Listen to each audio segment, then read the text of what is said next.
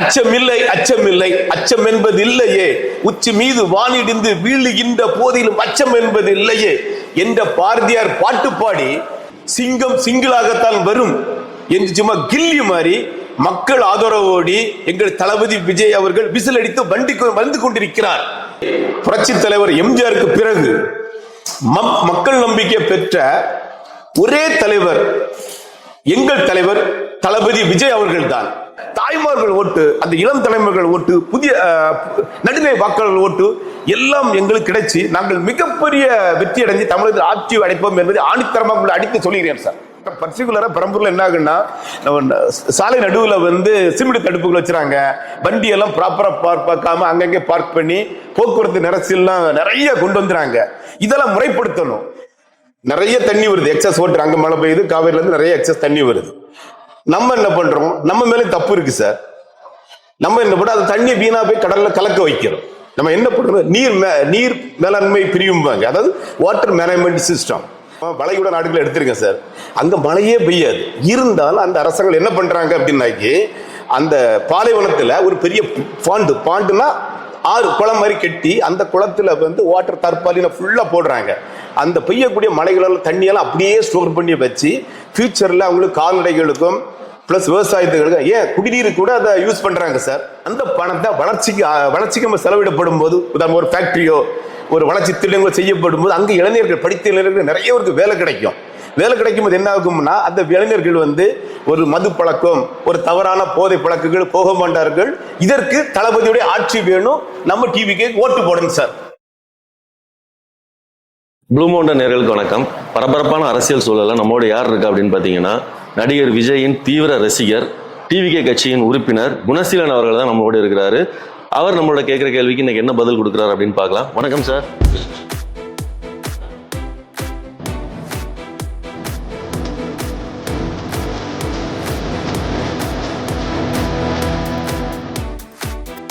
தமிழக மக்கள் நல்ல கட்சிகளை விட்டுட்டு டிவிகேக்கு ஏன் வாக்களிக்கணும் அப்படின்னு நீங்க நினைக்கிறீங்க? தமிழக வெற்றி கழக சொந்தங்களுக்கும் மற்றும் தமிழர்களுக்கும் என்னுடைய அன்பான வணக்கம் சார். முதல்ல ஒன்று உங்களுக்கு தெளிவுபடுத்துறேன். தமிழக வெற்றி கழகம் அதிகாரத்தை நோக்கி அல்ல, ஜெயிக்க வேண்டும் என்பதற்காக அல்ல, மக்கள் அதிகாரத்தில் வரணும், மக்கள் ஜெயிக்கிறதுக்காக தான் ஆரம்பிச்ச கட்சி தான் தமிழக வெற்றி கழகம். இன்னைக்கு தமிழ்நாட்டில் தமிழர்களுக்கு நிறைய பிரச்சனைகள் இருக்கு சார். அவ்வளவு பிரச்சனைகள் தமிழ்நாட்டில் இருக்கு. அந்த எல்லா பிரச்சனைகளுக்கும் தீர்வு காண்பதுதான் தமிழக வெற்றி கழகத்துடைய நோக்கம். உதாரணமாக நீட் தேர்வு விலக்கு. உங்களுக்கே தெரியும் சார், எல்லா பேரண்ட்ஸுக்கும் ஒரு கனவு இருக்கும். நம்ம பசங்க, நம்ம குழந்தைகள் ஒரு டாக்டர் ஆகிடணும் அப்படின்னு ஒரு கனவு இருக்கும். ஆனா நீட் தேர்வுக்கு ஒரு கோச்சிங்ஸ் போனா 1 to 1.5 லட்சம் ரூபா காசு ஆகுது. இந்த கிராமத்தில் உள்ள ஜனங்க எப்படி அவ்வளவு காசு கொடுத்து அந்த கோச்சிங் போவாங்க? அதனால நீட் தேர்வு விலக்கு கண்டிப்பா வரணும். அது நம்ம மக்களுடைய, தமிழர்களுடைய ஒரு கனவு. இதற்கு தளபதி ஆட்சிக்கு வரணும். சோ அதனால தான் நம்ம டிவிக்கு ஓட்டு போடணும். இது ஒரு பாயிண்ட் சார். இன்னும் கூட சொல்றேன், ஏன் நம்ம டிவிக்கு ஓட்டு போடணும் அப்படின்னு சார். காவேரி நதிநீர் பங்கீடுன்ட்டு நீங்க கேள்விப்பட்டிருக்கீங்க. நமக்கு கிடைக்கக்கூடிய ஒரு நியாயமான தண்ணீர் கிடைக்கணும். ஆனா அந்த காவேரி நதிநீர் பங்கீட அவங்க கர்நாடக சகோதரர்கள் நமக்கு சரியா தர மாட்டாங்க. அவங்க எப்ப நமக்கு தண்ணி தராங்க? அவங்க சைடு மழை பெய்யுது, அந்த எக்ஸஸ் வாட்டர் வரும்போதுதான் நமக்கு தண்ணி தர்றாங்க. நிறைய தண்ணி வருது, எக்ஸஸ் வாட்டர், அங்க மழை பெய்யுது, காவேரியில இருந்து நிறைய எக்ஸஸ் தண்ணி வருது. நம்ம என்ன பண்றோம், நம்ம மேலே தப்பு இருக்கு சார். நம்ம என்ன பண்றோம், அது தண்ணி வீணா போய் கடல்ல கலக்க வைக்கிறோம். நம்ம என்ன பண்றோம், நீர் மேலாண்மை பிரிவும்பாங்க, அதாவது வாட்டர் மேனேஜ்மெண்ட் சிஸ்டம். நம்ம என்ன பண்ணணும்னா, ஏரிகள், குளங்கள், கால்வாய்கள், வாய்க்கால்கள் எல்லாத்தையுமே இரும்பு கரம் கொண்டு அந்த ஆக்கிரமிக்க ஃபுல்லா அகற்றணும்.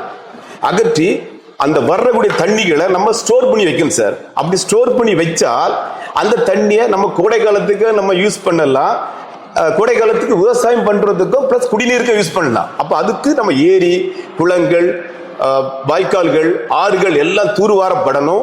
அதுல ஏதாவது ஒரு ஆக்கிரமிப்பு தான் இவன் இந்த கட்சிக்காரன் பார்க்காம நேர்மையான முறையில இரும்பு கரம் கொண்டு அந்த ஆக்கிரமிச்சு தண்ணியை ஸ்டோர் பண்ணி வைக்கணும். இதனால நமக்கு என்ன ஒரு நன்மையும் கிடைக்கும் சார். உங்களுக்கு பருவமழை காலத்துல நல்ல மழை பெய்யும், புயல் வந்து நல்ல மழை பெய்யும் போது என்ன ஆகும் அப்படின்னாக்கி அதனால ஏற்படக்கூடிய அந்த வெள்ளப்பெருக்கு ஃப்ளோட்டிங் வந்ததுனால அந்த வெள்ளப்பெருக்கு வந்து நிறைய உயிர் சேதமோ பொருள் சேதமோ ஏற்படுது. இந்த மாதிரி நம்ம எல்லாமே வாட்டர்லாம் ஸ்டோர் பண்ணி ஒரு ப்ராப்பரா ஒரு நிறைய தடுப்படைகளை கட்டி வைக்கும் போது அந்த மாதிரி இன்சிடென்ட்ல தவிர்க்கப்படும். இதெல்லாம் முடியாது சார். இப்போ வளைகுடா நாடுகளை எடுத்திருக்கேன் சார், அங்க மழையே பெய்யாது. இருந்தாலும் அந்த அரசாங்கம் என்ன பண்றாங்க அப்படின்னாக்கி அந்த பாலைவனத்துல ஒரு பெரிய பாண்டுனா ஆறு குளம் மாதிரி கட்டி அந்த குளத்துல வந்து வாட்டர் தற்பாலின ஃபுல்லா போடுறாங்க. அந்த பெய்யக்கூடிய மழைகளெல்லாம் தண்ணியெல்லாம் அப்படியே ஸ்டோர் பண்ணி வச்சு ஃபியூச்சர்ல அவங்களுக்கு கால்நடைகளுக்கும் பிளஸ் விவசாயத்துகளுக்கும் ஏன் குடிநீர் கூட அதை யூஸ் பண்றாங்க சார். இப்போ 1954 இருந்து 1963 வரை நம்ம பெருந்தலைவர் காமராஜர் ஆட்சியில் இருந்தார். அவர் ஆட்சியில் அந்த அவர் டைம்ல டெக்னாலஜி கிடையாது. அப்போ அவர் ஆட்சியில் கிட்டத்தட்ட கீழ்பவானி, அமராவதி, மணிமுத்தாறு, வைகை, பரப்பிக்குளம் இப்படி கிட்டத்தட்ட 12 மேற்பட்ட தடுப்பணைகளை அவரு ஆரம்பிச்சு வச்சார். இப்ப டெக்னாலஜி வந்துட்டு ஏன் நம்மளால அதை பண்ண முடியல? நம்ம நினைச்சா பண்ணலாமே. ஓகே, இப்ப கம் டு காவேரி நீர் பங்கீட்டு மேட்டருக்கு வரேன். உண்மையிலே அந்த நமக்கு கிடைக்கக்கூடிய நியாயமான காவேரி நீர் பங்கீட்டு தர அவங்க தரல. ஆனா நம்ம தளபதி விஜய் அவர்களை பற்றி சார் உங்களுக்கே தெரியும், நம்ம அவர் மேல எவ்வளவு அன்பு ஒரு ஈர்ப்பு வச்சதுக்கு மாதிரி நம்ம கர்நாடக சகோதரர்கள் அவர்களும் அவங்க மேல ஒரு ஈர்ப்பு அன்பு எல்லாமே வச்சிருக்காங்க. இந்த எலெக்ஷன்ல அவர் ஜெயித்து ஒரு முதல்வரா வரும்போது கண்டிப்பாக இந்த பிரச்சனைக்கு ஒரு நிரந்தர தீர்வு கிடைக்கும் சார். அதுக்காக டிவிகேக்கு ஓட்டு போடணும். இன்னைக்கு தமிழகத்துல சில மாவட்டங்கள்ல நிறைய பிரச்சனை இருக்குது. உதாரணமா நீங்க ஏ ஜாதி, நான் பி ஜாதி, அவரு நம்ம கேமராமேன் சி ஜாதி, அந்த மாதிரி நிறைய பிரச்சனை அந்த மாதிரி நம்ம ஒரு திங்க் பண்ணிட்டு தேவையில்லாம நம்ம சண்டை போட்டுட்டு இருக்கோம் நமக்குள்ள. அதன் பிறகு கூட இது மதம், இந்த நீங்க இந்த மதம், நான் இந்த மதம் அப்படின்னு நமக்குள்ள ஒரு மிகப்பெரிய பாடுபாடு இருக்குது.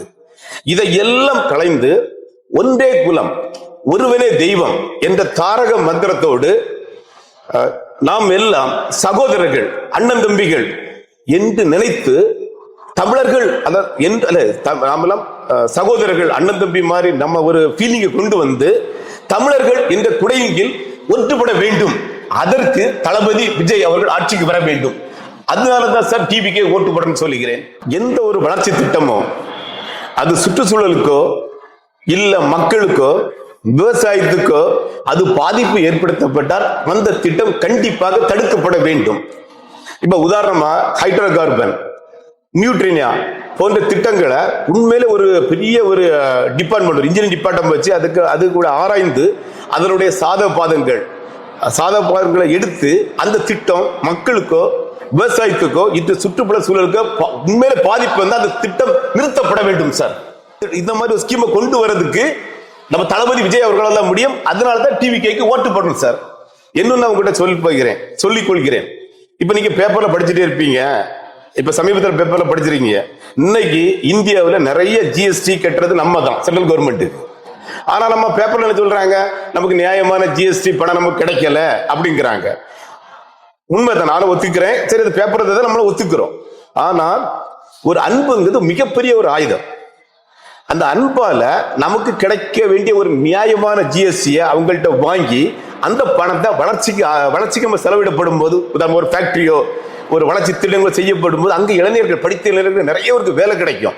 வேலை கிடைக்கும் போது என்ன ஆகும்னா அந்த இளைஞர்கள் வந்து ஒரு மது பழக்கம், ஒரு தவறான போதை பழக்கங்கள் போக மாட்டார்கள். இதற்கு தளபதியுடைய ஆட்சி வேணும். நம்ம டிவிக்கு ஓட்டு போடணும் சார்.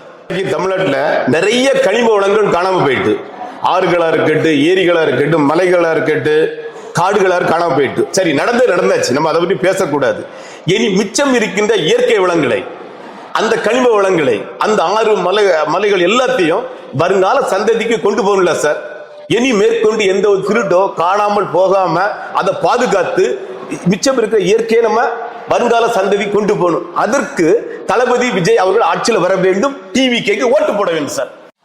சார், என்னன்னு உங்கள்கிட்ட சொல்லிக் கொள்கிறேன், அரசியல் என்பது சேவையாக இருக்க வேண்டுமே தவிர அது ஒரு வியாபாரமா இருக்கக்கூடாது.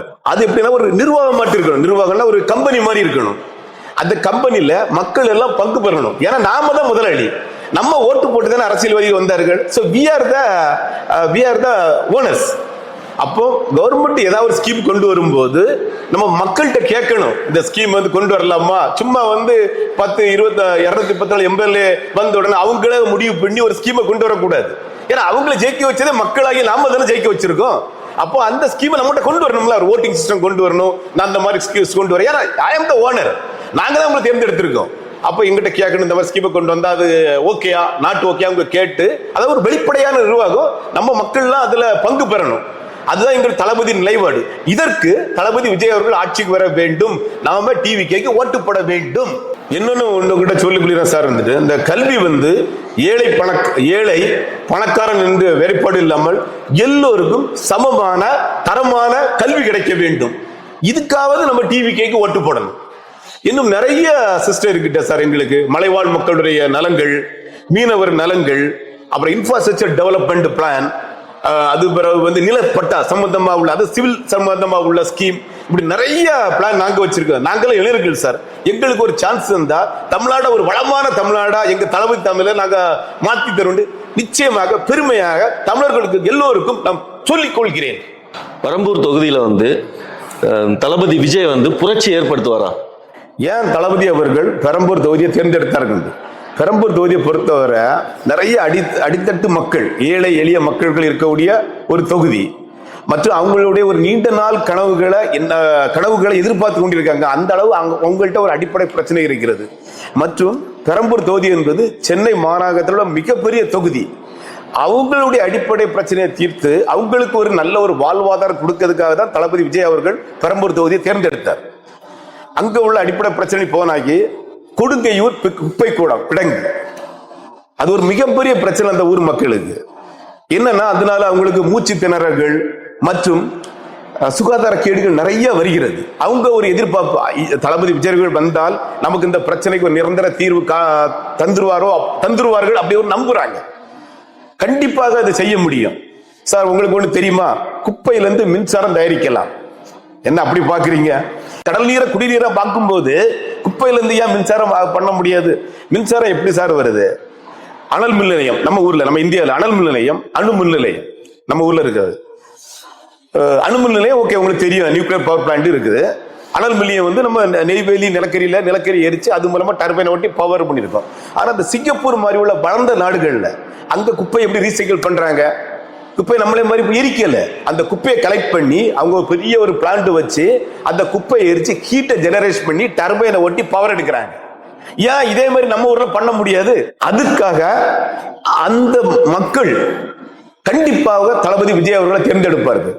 என்ன அங்க ஒரு பெரிய பிரச்சனை இருக்கு சார், அந்த ஊர்ல ப்ராப்பரா ஒரு ட்ரைனேஜ் சிஸ்டம், அதாவது ஒரு நீர் வடிகால் சிஸ்டம் அங்க இல்ல. எல்லா டைமா மழை வரும்போது பெரம்பூர் தொகுதியில் என்ன ஆகுது அப்படின்னாக்கி சாலை ஃபுல்லா ஃபிளட் ஆகி அந்த ஃபிளட் ஓவர் ஆகி நேர வீடுகளுக்கு எல்லாம் தண்ணி வந்துருது. சரியான ஒரு ப்ராப்பர் வடிகால் சிஸ்டம் இல்லை. ஏன்னா இந்த சுரங்க பாதையில ஃபுல்லா தண்ணி ஆகிருது. அப்ப அவங்களுக்கு ஒரு நம்பிக்கை, தளபதி விஜய் அவர்கள் வந்தால் இதற்கெல்லாம் ஒரு நிரந்தர தீர்வு காண்பார், வடிகால் சிஸ்டத்தை ப்ராப்பரா கொண்டு வருவார், சுரங்க பாதைகளை தூருவார்னு ஒரு நம்பிக்கை இருக்கு. அதனால தளபதி அவர்கள் மிகப்பெரிய வெற்றி அடைவார்கள் பெரம்பூர் என்று ஆணித்தரமாக அடிச்சு சொல்லிக்கிறேன் சார். என்ன ஒரு முக்கியமான பிரச்சனை பெரம்பூர்ல இருக்கு சார், அங்க வந்து பெரிய டிராபிக் ஜாம். பெரம்பூர் மட்டும் சென்னை முழுவதும் ஒரு நிறைய இடத்துல டிராபிக் ஜாம் இருக்கு. பர்டிகுலரா பெரம்பூர்ல என்ன ஆகுன்னா, சாலை நடுவுல வந்து சிமெண்ட் தடுப்புகள் வச்சுறாங்க. வண்டி எல்லாம் ப்ராப்பரா பார்க்காம அங்கங்கே பார்க் பண்ணி போக்குவரத்து நெரிசல்லாம் நிறைய கொண்டு வந்துறாங்க. இதெல்லாம் முறைப்படுத்தணும். இதை முறைப்படுத்த தளபதி விஜய் அவர்களை தான் முடியும். அதனால அந்த மக்கள் நம்பி அவரை கண்டிப்பாக மிகப்பெரிய அளவுல வெற்றி அடைவார்கள் என்று ஆணித்தரமாக அடித்து சொல்கிறேன் சார். சார் பெரம்பூர் மட்டுமில்ல, தமிழகம் முழுவதும் தமிழக வெற்றி கழகம் மிகப்பெரிய வெற்றி அடையும். நான் ஏன் அப்படி கூட சொல்றேன் அப்படின்னா, நான் போன மாதம் ஒரு நண்பர் வீட்டு ஃபங்க்ஷனுக்கு போயிருந்தேன். என்ன ஃபங்க்ஷன்னா, நண்பருடைய மகளுக்கு கல்யாணம். நண்பர்னோட அவர் ஒரு சாதாரண ஒரு பேங்க்ல வாட்ச்மேன வேலை பார்க்கிறாரு. ஒரு பேங்க்ல வாட்ச்மேனா கூட்டி போனா 5000 10,000 சம்பளம் இருக்கும். அவங்க ஒய்ஃபு, அந்த அம்மா வந்து 100 நாள் வேலை திட்டத்துல வேலை பார்க்கிற ஒரு அம்மா. அப்புறம் அவங்க மகளுக்கு கல்யாணம், ஒரு பிலோ மிடில் கிளாஸ், ஒரு ஆவரேஜான ஃபேமிலி. நான் மதியம் போறேன், சாப்பாடு நடக்குது, நானும் சாப்பிடுறேன். சாப்பிட்டோடனே நம்பரை பார்த்து கை கொடுத்து மெய் கவர் கொடுக்கறதுக்காக நண்பரை தேடுறேன். நண்பர் இல்லை, அவர் எங்க கிச்சன்ல இருக்காரு. சரி, நேரே கிச்சனுக்கு போறேன். என்ன ப்ரோ எப்படி இருக்கிறீங்க அப்படின்னு நல்லா இருக்கும் ப்ரோன்னு நாங்க பாக்குறேன். அங்க ஒரு குட்டி யானை இல்லை, சோறு, சாம்பார், ரசம், பாயசம் எல்லாம் ஏத்திட்டே இருக்கிறாங்க. நான் கேக்குறேன், என்ன நண்பரே இந்த சாப்பாடெல்லாம் எங்க போகுது அப்படின்னு கேக்குறேன். உடனே அந்த நண்பர் ஒரு பதில் சொன்னார் பத்திரங்க, தனக்கு போதும் என்பதை தாண்டி நாம் சாப்பிட எல்லா சாப்பாடும், அதாவது எக்ஸ்ட்ரா சாப்பாடு ஒரு இட்லியாக இருந்தா கூட, நல்ல பாயிண்ட் நோட் பண்ணிருங்க, தமக்கு போதும் என்பதை தாண்டி நம்ம எக்ஸ்ட்ரா சாப்பிடுற ஒரு இட்லியாவது இருக்கு கூட அது அடுத்தவங்களுடைய சாப்பாடு. அதனால இந்த சாப்பாடை என் சொந்தக்காரர்களுக்கு கொடுக்காம ஏழை எளியவர்களுக்கு கொடுக்க போறேன் அப்படின்னு ஒரு அருமையான கருத்தை சொன்னாரு சார். அசந்துட்டேன். திரும்பவும் சொல்றாரு, எங்க தளபதி சொல்லியிருக்காரு, தானத்திலே சிறந்த தானம் அன்னதானம் அப்படி சொன்னாரு அப்படின்னாரு. என்ன ஒரு அருமையான நிகழ்வு சார். ரொம்ப ஆச்சரியப்பட்டுட்டேன்.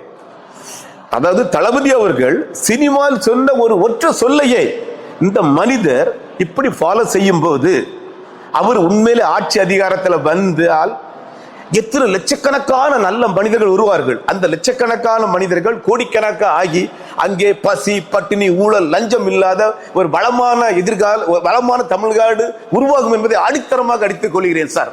திராவிட கட்சியின் பணபலமும் படைபலமும் தாண்டி 2026 தேர்தலில் டிவிகே வின் பண்ணுமா? உண்மை சொல்லட்டுமா, திராவிட கட்சிகளின் பலமான கட்டமைப்பு, பணபலம், அவங்களுக்கு கிராமத்தில் மிகப்பெரிய செல்வாக்கு இருக்கு. இது உண்மையிலே எங்களுக்கு ஒரு மிகப்பெரிய சவால் தான். நான் ஒத்துக்கிறேன். ஏன்னா நாங்க புதிய கட்சினால இது எங்களுக்கு மிகப்பெரிய சவால் தான். ஆனால் அதையும் மீறி மக்கள் தீர்ப்பே மகேஷ் தீர்ப்பு என்று சொல்வார்கள். எங்களுக்கு மே 4ஆம் தேதி மக்கள் மிகப்பெரிய வெற்றி தந்து நாங்கள் ஜெயிப்போம் என்று ஆணித்தரமாக உங்கள்கிட்ட சொல்லுகிறேன் சார். இந்த தேர்தல் எப்படி இருக்குன்னாக்கி, தேர்தல வியாபாரமா பார்க்கக்கூடிய சக்திகளுக்கும் மக்கள் நெருங்கி மக்கள் பிரச்சனை தீர்க்கக்கூடிய எங்களை மாதிரி உள்ள சக்திகளுக்கு தான் இந்த தேர்தல் நடக்கிறது. மக்களிடம் உண்மையான அரசியல் விழிப்புணர்வு ஏற்படும் போது பணநாயகம் தோத்து அங்கே ஜனநாயகம் வெளிப்படும். நியாயமான வாழ்க்கை என்னைக்கும் மக்கள் நல சார்ந்த கட்சியாய் எங்களுக்கு வரும். எங்களுடைய பலமே இளைஞர்கள், என்னைய மறுபடிய கட்சியுடைய தொண்டர்கள், இளம் பெண்கள், தாய்மார்கள் மற்றும் நடுநிலை வாக்காளர்கள், முதல் தலைமுறை வாக்காளர் தான் எங்களுடைய பலம். இன்னைக்கு ஒரு சர்வே என்ன சொல்லுது சார், பொதுமக்கள் தமிழக வெற்றி கழகத்துக்கு 20% சப்போர்ட் பண்றாங்க சர்வே சொல்லுது. இது நம்ம பேப்பர்ல பார்த்த ஒரு சர்வே. அதே மாதிரி அதே சர்வே என்ன சொல்றாங்க அப்படின்னா, ஆனா என்ன சொல்றாங்கன்னா, இளைஞர்கள், முதல் தலைமுறை வாக்காளர்கள், அவங்களுடைய வாக்கு வங்கி எங்களுக்கு 90% இருக்குன்னு சொல்றாங்க. அப்போ நீங்க இந்த ஆவரேஜ பார்க்கும்போது அந்த அங்க 20-30% காமன் ஓட் பிளஸ் இளம் பெண்கள், இளத்தலைமுறை, முதல் முறை வாக்காளர்களை ஓட்டுகள் 90%. ரெண்டு நீங்க ஆவரேஜ் பார்க்கும்போது 45-50% ஓட்டு இன்னைக்கு டிவிகேக்கு சாலிடா இருக்கு சார். இது ஒரு மறுக்க முடியாத உண்மை. இன்னைக்கு தமிழகத்துல 5,70,00,000 வாக்காளர் இருக்காங்க. அதுல லேடிஸ் வாக்கு கிட்டத்தட்ட 2,65,00,000, ஆண்கள் வாக்கு 2,75,00,000 பிளஸ் 3ஆம் பாலியத்தில் வாக்குகள் இருக்கு. இதுல தாய்மார்கள் ஓட்டு, அந்த இளம் தலைமுறைகள் ஓட்டு, புதிய நடுநிலை வாக்காளர்கள் ஓட்டு எல்லாம் எங்களுக்கு கிடைச்சி நாங்கள் மிகப்பெரிய வெற்றி அடைஞ்சு தமிழகத்தில் ஆட்சி அடைப்போம் என்பதை ஆணித்தரமாக அடித்து சொல்லுகிறேன் சார். இப்போ தளபதி விஜய் செல்ஃப் இடங்கள்லாம் மக்கள் கூட்டம் அலையென திரண்டு வர்றாங்க. இந்த கூட்டம் ஓட்டா மாறுமா? இன்னைக்கு தளபதி விஜய் அவர்கள் மக்கள் மத்தியில ஒரு மதிப்பான மிகப்பெரிய தலைவர். அவரு மேல மக்கள் மிகப்பெரிய அன்பும் ஒரு ஈர்ப்பும் வச்சிருக்காங்க. அதனாலதான் அவர் போறக்கூடிய இடம் எல்லாமே மிகப்பெரிய மக்கள் கூட்டம் வருது. நிச்சயமாக சொல்றீங்க சார், அவர் மேல உள்ள அன்புனாலையும் அவர் மேல உள்ள ஈர்ப்புனாலையும் அவருக்கு கூடுற எல்லா கூட்டமும் ஓட்டா மாறும். இன்னொன்னு நாங்க முன்வைக்கிற கொள்கைகள், அதாவது டிவிக்கு எடுக்கிற முன்வைக்கிற கொள்கைகள் 100% மக்கள் நல சார்ந்த கொள்கைகள். மக்கள் அவர் ஒரு நடிகர் கூட நினைக்காம இவர் என்ன மாதிரி கொள்கையை வச்சிருக்காரு, அதனாலும் அந்த கொள்கைக்காகவும் இவரை இன்னைக்கு கண்டிப்பாக தேர்ந்தெடுத்து அவருக்கு கூட அவ்வளவு கூட்டமும் ஓட்டாக மாறும் என்று ஆணித்தரமா அடித்து சொல்கிறேன் சார். நீங்க வரலாற்றை திரும்பி பார்க்கணும். இது உண்மையில நடந்த வரலாறு சார். 1973 மதிப்புக்குரிய புரட்சி தலைவர் எம்ஜிஆர் அவர்கள் கட்சி ஆரம்பிக்கிறார், ஏடிஎம்கே கட்சி ஆரம்பிக்கிறார். அன்னைக்கும் இதே மாதிரி தான் எல்லாரும் சொன்னாங்க. நடிகருக்கு வரக்கூடிய கூட்டங்கள் எல்லாம், அதாவது மக்கள் திலகம் புரட்சி தலைவர் எம்ஜிஆர் அவர்களை பார்க்க வர கூட்டங்கள் எல்லாம் ஓட்டாக மாறுமா என்று ஒரு கேள்வியை அன்னைக்குள்ள எதிர்க்கட்சிகள் முன்வைக்கிறாங்க. ஆனாலும் 1973 திண்டுக்கல் இடைத்தேர்தல் வருது. அன்னைக்கு மாயத்தேவர் என்கிற ஒரு நம்ம மக்கள் தலைவர் எம்ஜிஆருடைய ஆள் வந்து அன்னைக்கு எலெக்ஷன்ல பார்ட்டிசிபேட் இருக்காரு. மாயத்தேவர் 1973 திண்டுக்கல் நாடாளுமன்ற இடைத்தேர்தல். ஆப்போசிட்ல இருக்கவங்க வந்து டிஎம்கே காங்கிரஸ் கூட்டணி இருக்கிறது. எலெக்ஷன் வருது. எலெக்ஷன்ல 2 பார்ட்டி இருக்கிறாங்க. புரட்சி தலைவர் எம்ஜிஆர் அவர்கள் மிகப்பெரிய வெற்றி அடைகிறார், அங்க எலெக்ஷன் ஜெயிக்கிறார். அதன் பிறகு தான் அவர் லோக்கல் சட்டமன்ற, அதாவது தமிழ்நாடு அசம்பிளி எலெக்ஷன் நின்று ஆட்சியை பிடிக்கிறார். இது வரலாற்று உண்மை சார். நீங்க கேட்ட கேள்விக்காக பதில் இதான். புரட்சி தலைவர் எம்ஜிஆருக்கு பிறகு மக்கள் நம்பிக்கை பெற்ற ஒரே தலைவர் எங்கள் தலைவர் தளபதி விஜய் அவர்கள் தான். எனவே நான் என்ன சொல்ல வருகிறேன் என்றால், நிச்சயமாக அவருக்கு கூடுற கூட்டங்கள் 234 தொகுதிகளும் அவர் எங்கெங்க போயிறாரு அவ்வளவு ஓட்டாக மாறி மிகப்பெரிய வெற்றி அடைவார் என்று ஆணித்தரமாக அடித்து சொல்கிறேன். இந்த நேர்காணலின் இறுதியான கேள்வி, தளபதி அவர்களுக்கு வந்து இந்த எலெக்ஷன்ல வந்து மிகப்பெரிய அழுத்தம் இருக்குதா? கண்டிப்பாக. தளபதி விஜய் அவர்கள் புதிதாக அரசியலுக்கு வரும்போது அவருக்கு மிகப்பெரிய அழுத்தம் கண்டிப்பாக இருக்கும்.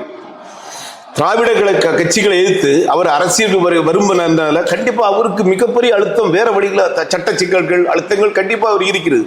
ஆனால் இதையெல்லாம் மீறி சிங்கம் சிங்கிளாகத்தான் வரும் என்று சும்மா கில்லி மாதிரி மக்கள் ஆதரவோடு எங்கள் தளபதி விஜய் அவர்கள் விசில் அடித்து வந்து கொண்டிருக்கிறார். தர்மத்தின் வாழ்வுதனை சூது கருப்பும் என்று மகாபாரத வரியை பாரதியார் சொன்னது போல், இன்னைக்கு நீதி தற்சமயம் தோற்றாலும் கடைசியில் தர்மம் தான் வெல்லும் என்பது போல் எத்தனை விதமான அரசியல் அழுத்தங்கள், எத்தனை விதமான சட்ட போராட்டங்கள், எத்தனை வகையான விமர்சனங்கள் எங்கள் ஐயா தளபதி மேல் வந்தாலும் அதையெல்லாம் மீறி கடைசியில் தர்மம் ஜெயிக்கிறது போல் இவர் ஜெயித்து மீண்டும் முதல்வராக வருவார் என்று ஆணித்தரமாக அடித்து சொல்லுகிறேன். அரசியல் என்பது அடுத்தவங்களை குறை சொல்லக்கூடாது, அது அரசியல் கிடையாது.